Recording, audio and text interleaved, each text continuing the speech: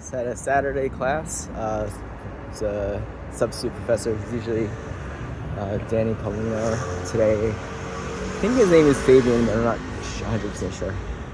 Anyway, he showed us a judo takedown where you sweep a leg, and then what happens if your opponent steps back, and then you go in for a difference. It's very hard to explain not visually. And then showed us some moves from side control, going for an armbar, and then going for a kimura. But not going directly is more what happens if your opponent tries to push you away.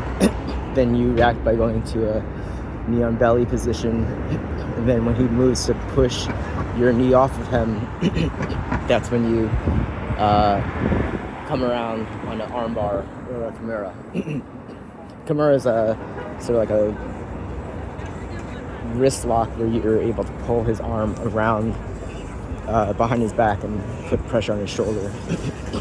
But what was really interesting is that he said, so side control is when you are basically pinning your opponent on his back, and then the usual reaction is that you want to sort of grip him as tightly as possible and constrain his motion as much as possible. No, that's a normal reaction. And then the person on the bottom, their reaction is to push you away. Sometimes if you're just starting out, your natural instinct is also to sort of pull them in, which is actually the worst thing you can do. But anyway, so the natural instinct for the person on top is to pin the person and constrain them as much as possible.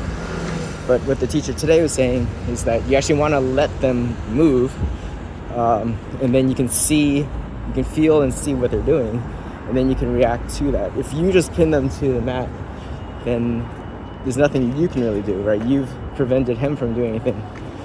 But at the same time, that constrains the options that are available to you. So if you give him a limited menu of things to do, you can anticipate what he's going to do, right? So by your positioning, you give him, say, 2 avenues that he's likely to move through, then you can feel him start to go one way or the other way, and then you know exactly what he's going to do, and you can anticipate and get ahead of him and take advantage of that fact.